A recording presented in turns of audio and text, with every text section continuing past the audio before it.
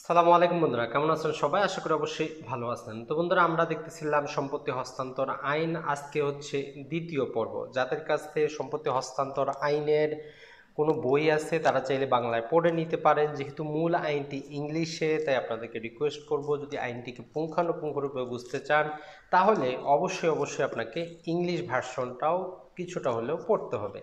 তো যাই হোক বন্ধুরা, গত পর্বে আমরা বেসিক ওভারভিউ আলোচনা করেছি। আজকের পর্বে আমরা আলোচনা করব যে সেকশন 1 এবং সেকশন 7।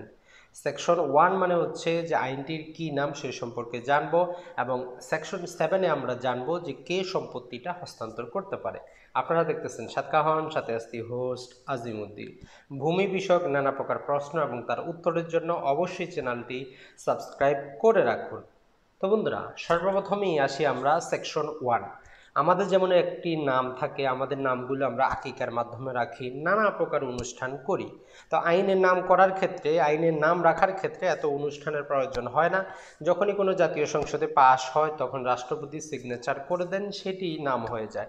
অথবা রাষ্ট্রপতি যখন সরাসরি আদেশ জারি করেন অর্ডিন্যান্স হিসাবে, সেটি নাম হয়ে যায়। 1 নম্বর যে সেকশন, সেখানে সর্বপ্রথম বলা হচ্ছে শর্ট টাইটেল, অর্থাৎ এই আইনটিকে আমরা কি নামে জানবো। তো এই নামটিকে বলা হচ্ছে যে ট্রান্সফার অফ প্রপার্টি অ্যাক্ট 1882, অর্থাৎ 1882 সালের সম্পত্তি হস্তান্তর আইন। আর এটি হচ্ছে 4 নম্বর আইন। 4 নম্বর আইন দ্বারা বোঝায় 1882 সালে অনেক আইন হয়েছে। এই আইনটি করার আগে সেই বছরে শুধুমাত্র 3টি আইন হয়েছিল। চতুর্থ নম্বরেই এই সম্পত্তি হস্তান্তর আইনটা প্রস্তুত করা হয়েছে। তো দ্বিতীয়ত যেটি, সেটি হচ্ছে কোমেন্সমেন্ট। প্রতিটি আইনেরই 3টি গুরুত্বপূর্ণ সময় থাকে, অর্থাৎ আইনটি যখন প্রস্তুত করা হচ্ছে সেদিন সেটি কার্যকর হতে পারে, অথবা যেদিন প্রস্তুত করা হলো সেদিন থেকে পূর্ববর্তী কোনো ডেটে কার্যকর হতে পারে, অথবা যেদিন থেকে সেটি প্রস্তুত করা হলো তার থেকে পরের কোনো ডেটে কার্যকর হতে পারে। আইনটি যদি যেদিন প্রস্তুত করা হয়েছে সেদিন থেকে কার্যকর হয় তাহলে আইনের যাবতীয় কিছু সেদিন থেকেই ধরে নেওয়া হবে, অথবা যদি সেটা পূর্বের আগের কোনো তারিখ থেকে কার্যকর হয় তাহলে তাকে বলা হয় যে তার একটি রেট্রোস্পেক্টিভ ভ্যালু আছে। আর যদি সেটা পরবর্তী কোনো ডেট থেকে কার্যকর হয় তাহলে সেটাকে বলা হচ্ছে যে প্রসপেক্টিভ একটি ইফেক্ট আছে। তো 3 নম্বরে যেটি, সেটি হচ্ছে যে এক্সটেন্ট। আইনটি বাংলাদেশে বা কোথায় প্রযোজ্য? তো মনে রাখবেন, প্রতিটি আইনই সবার জন্য না। কিছু কিছু আইন কিছু নির্দিষ্ট জাতির জন্য, গোষ্ঠীর জন্য, জায়গার জন্য, অথবা কিছুটা সময়ের জন্য। এই যে আইনটি, এটি বলা হচ্ছে অল ওভার দ্য বাংলাদেশ। আমরা জানি কিছু আইন আছে, যেমন রেজিস্ট্রেশন আইন আছে, এটি আমাদের 64 জেলার মধ্যে শুধু 61 জেলায় প্রযোজ্য। 3টি যে আমাদের পার্বত্য জেলা আছে সেখানে প্রযোজ্য না, কিন্তু এই ট্রান্সফার প্রপার্টি অ্যাক্ট সেখানে প্রযোজ্য, যেহেতু এটি হোল অফ বাংলাদেশ বলা হয়েছে। তাহলে সেকশন 1-এ যে 3টি গুরুত্বপূর্ণ জিনিস আমরা পেলাম, short title, transfer property act 1882, কোমেন্সমেন্ট মানে হচ্ছে যে এটি কবে থেকে কার্যকর। তো এটি বলা হচ্ছে যে 1 জুলাই 1882 থেকে কার্যকর। তার মানে এই আইনটি ফেব্রুয়ারিতে এই আইনটি পাশ করা হয়েছে, এটি জুলাই থেকে কার্যকর। তার মানে এখানে একটি প্রসপেক্টিভ ইফেক্ট ছিল। আর এক্সটেন্ডটা করা হয়েছে হোল অফ বাংলাদেশ। তো এটি আমরা বুঝতে পারলাম। এখন আসি আমরা 7 নম্বর যে সেকশন আছে, সেখানে বলা হচ্ছে যে কম্পিটেন্ট পার্টি, আসলে সম্পত্তি কে হস্তান্তর করতে পারবে।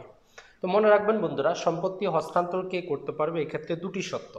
একটা হচ্ছে কেউ যদি চুক্তি করতে পারে, 2 নম্বর হচ্ছে সে যদি সম্পত্তির নিজে মালিক হয়, অথবা আইনগতভাবে তার উপর মালিকানা আসে। এই দুটো যদি হয় তাহলে সে সম্পত্তি হস্তান্তর করতে পারবে। একজন ব্যক্তি কখন চুক্তি করতে পারবে, এটি যখন আমরা দেখতে যাই তখন আমাদেরকে যেতে হয় 1872 সালের যে চুক্তি আইন আছে, চুক্তি আইনে। তো চুক্তি আইনের যদি আমরা 11 ধারা দেখি, সেখানে 3টি শর্ত দেওয়া আছে যে কে ব্যক্তি চুক্তি করতে পারবে। নাম্বার 1 বলা হচ্ছে যে সাবালকত্ব অর্জন করতে হবে। নাম্বার 2 বলা হচ্ছে তাকে সুস্থ মস্তিষ্কের হতে হবে। নাম্বার 3 বলা হচ্ছে সে কোনো আইন দ্বারা অযোগ্য ঘোষিত হবে না। তো এখন একজন ব্যক্তি কখন সাবালক হয়? তো এই জন্য আবার আমাদেরকে 1875 সালের সাবালকত্ব আইন, দ্য মেজরিটি অ্যাক্ট 1875 দেখতে হয়। সেখানে বলা হচ্ছে একজন ব্যক্তির বয়স যখন 18 বছর হচ্ছে তখন সে সাবালক হচ্ছে।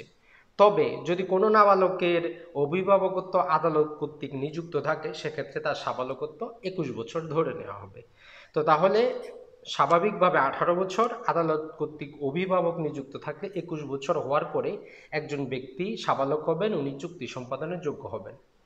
2 নম্বরে যেটি বলা হচ্ছে যে উনি সুস্থ মস্তিষ্কের হবেন, পাগল হলে হবে না। তো এখন কে সুস্থ মস্তিষ্কের, কে অসুস্থ, এটা কিভাবে বিবেচনা করব? আইনে যেটি বলা হচ্ছে যে তার স্বাভাবিক একটা চিন্তা বোধ থাকবে, তার স্বাভাবিক চলাফেরা থাকবে, এটি জাস্ট বলা হচ্ছে। পরবর্তীতে বলা হচ্ছে যে কোনো আইন দ্বারা অযোগ্য ঘোষিত হবেন না। অনেক ক্ষেত্রে নানা প্রকার কারণবশত ব্যক্তি কি হয়, সবকিছু ঠিক থাকলেও আইন দ্বারা উনি দেউলিয়া ঘোষিত হন অথবা চুক্তি সম্পাদনের অযোগ্য ঘোষিত হন। তো তাহলে এই যে তিনটি আমরা পেলাম, 18 বছরের বেশি হলে সাবালক হবেন, সুস্থ হবেন এবং আইন দ্বারা অযোগ্য ঘোষিত হবেন না। যখন এই তিনটি থাকবে তখন উনি যে কোনো চুক্তি করতে পারবেন। যখন উনি চুক্তি করতে পারবেন তখন উনি সম্পত্তি হস্তান্তর করতে পারবেন। এখন সম্পত্তি হস্তান্তর করার জন্য তাকে সম্পত্তির মালিক হতে হবে। মালিক না হলে উনি সম্পত্তি হস্তান্তর করতে পারবেন না। নিজে যদি মালিক না হন, উনি কারো মাধ্যমে মালিক হবেন। যেভাবে পাওয়ার অফ অ্যাটর্নির মাধ্যমে মালিক হওয়া যায়, অর্থাৎ আপনার সম্পত্তি আপনি কাউকে পাওয়ার অফ অ্যাটর্নি দিলেন, উনি সেটি হস্তান্তর করবেন। তো এটি ছিল বন্ধুরা সম্পত্তি হস্তান্তর আইনের 7 ধারা এবং 1 ধারা। আশা করি এই ছোট্ট ভিডিওতে আপনারা 1 ধারা এবং 7 ধারাটা কমপ্লিটলি বুঝে গেছেন। তো এখন এই ধারা সম্পর্কিত কিছু প্রশ্ন এবং উত্তর আপনাদেরকে আমরা জানাবো। তো প্রথমেই কথা হচ্ছে যে কে সম্পত্তি হস্তান্তর করতে পারে। 7 ধারার সাথে যে প্রশ্নটি আসে সেটি হচ্ছে যারা বাংলাদেশি নাগরিকত্ব ত্যাগ করেছেন। বাংলাদেশি কিছু নাগরিক আছেন যারা ইউকে এবং ইউএসএতে আছেন, যাদের ডুয়েল সিটিজেনশিপ আছে। তারা ব্যতীত যারা বাংলাদেশি নাগরিকত্ব ত্যাগ করে বৈদেশিক নাগরিকত্ব গ্রহণ করেছেন অথবা যারা বিদেশিক নাগরিক, তারা কি সম্পত্তি হস্তান্তর করতে পারবেন? তো আমরা এই আইনের ধারা, চুক্তিধারা এবং বাংলাদেশের সংবিধান পড়ে স্বাভাবিক অবস্থায় সাধারণভাবে নর্মাল নিয়মে বলতে পারি, আপনি যদি বাংলাদেশের নাগরিক না হন তাহলে আপনি সম্পত্তি হস্তান্তর করতে পারবেন না। এটি হচ্ছে স্বাভাবিক সাধারণ নিয়ম। সেটি ভিন্ন কথা, আদালত যদি আপনাকে অথবা সরকার যদি আপনাকে পারমিশন দেয় বিশেষ কোনো কারণবশত, সেটি ভিন্ন কথা। স্বাভাবিক অবস্থায় আপনি বাংলাদেশের নাগরিক না হলে আপনি সম্পত্তি হস্তান্তর করতে পারবেন না, মানে হচ্ছে বিদেশি নাগরিক সম্পত্তি হস্তান্তর করতে পারে না নর্মাল ওয়েতে। 2 নম্বর কথা হচ্ছে যে তাহলে নাবালক কি সম্পত্তি হস্তান্তর করতে পারবে কিনা। তো আমরা দেখলাম যে নাবালক যেহেতু চুক্তি করতে পারে না, তাই নাবালক সম্পত্তি হস্তান্তর করতে পারবে না। তো এই জন্য নাবালককে সম্পত্তি ক্রয় করার ক্ষেত্রে অবশ্যই আপনারা সাবধান থাকবেন। নাবালকের পক্ষে নাবালকের বাবা এবং দাদা মুসলিম আইন অনুযায়ী বিক্রি করতে পারেন, তাতে কোনো সমস্যা নাই, নাবালক সাবালক হলে দাবি করতে পারবে না। কিন্তু বাবা এবং দাদা অবর্তমানে যদি অন্য কেউ, ভাই, চাচা, মা বিক্রি করে, তাহলে নাবালক সাবালক হওয়ার 3 বছরের মধ্যে সেটা দাবি করতে পারবে এবং আপনাকে সেটা দিতে আপনি বাধ্য। তো এই জন্য নাবালকের সম্পত্তি ক্রয় করার বা হস্তান্তর করার আইনি পন্থা হচ্ছে সর্বপ্রথম সেই নাবালকটার অভিভাবকত্ব নির্ণয়ের জন্য জেলা জজ কোর্টে আবেদন করা। যখন সেই নাবালকের অভিভাবক নিযুক্ত হয়ে গেল, কনফার্ম হয়ে গেল, তখন যে সম্পত্তিটা হস্তান্তর করা হচ্ছে তার যাবতীয় ডিটেইল সহ এবং কেন হস্তান্তর করা হচ্ছে না, যে নাবালক তার কী উপকারার্থে, এই বিস্তারিত বিবরণ সহ আবার জেলা জজ কোর্টে আবেদন করতে হবে। যখন বিচারক দুটো দেখার পরে বিচারকের মনে হবে যে আসলে এই সম্পত্তিটা নাবালকের উপকারার্থে অথবা চিকিৎসার জন্য অথবা যে কোনো কারণে নাবালক সম্পর্কিত, তখন অনুমতি যদি দেন, এই দুটো অনুমতি যখন থাকবে তখন সেটি হচ্ছে যে নাবালকের পক্ষে যিনি অভিভাবক হলেন উনি সম্পত্তিটা হস্তান্তর করে দিতে পারবেন। সেক্ষেত্রে নাবালককে সাব রেজিস্ট্রারের কাছেও যেতে হবে না, যখন আদালতের অভিভাবকত্ব এবং হস্তান্তরের অনুমতিপত্র থাকবে। তো এখন কথা হচ্ছে যে আসলে নাবালক কি তাহলে সম্পত্তি ক্রয় করতে পারে বা গ্রহণ করতে পারবে কিনা। 1882 সালের যে সম্পত্তি হস্তান্তর আইনে আমরা দেখতে পাচ্ছি যে যিনি সম্পত্তিটা হস্তান্তর করবেন তার যোগ্যতা বলা হচ্ছে, যিনি সম্পত্তিটা গ্রহণ করবেন তার যোগ্যতা বলা হয়নি। এই জন্য সম্পত্তি নাবালক গ্রহণ করতে পারে, কোনো সমস্যা নেই। তবে বেসিক নিয়ম হচ্ছে নাবালকের পক্ষে একজন অভিভাবক থাকেন, উনি নাবালকের পক্ষে সম্পত্তিটা গ্রহণ করেন। দলিলে সেখানে নির্দিষ্ট ফরম্যাটে দেওয়া আছে যে কিভাবে নাবালকের পক্ষে সম্পত্তিটা গ্রহণ করা হয়। তো তাহলে আজকের ভিডিও দেখার পর আশা করি আপনারা 1882 সালে সম্পত্তি হস্তান্তর আইনের দুটো ধারা এবং এই ধারা সম্পর্কিত যে ছোটোখাটো বিষয় সেগুলো বুঝতে পারলেন। আবার আমরা খুব সহজে আপনাদেরকে রিক্যাপ করে দিচ্ছি। 1882 সালের এটি হচ্ছে 4 নম্বর আইন। এটিকে যেটি বলা হচ্ছে সেটি হচ্ছে যে এটি ট্রান্সফার অফ প্রপার্টি অ্যাক্ট 1882 নামে এটিকে ডাকা হবে।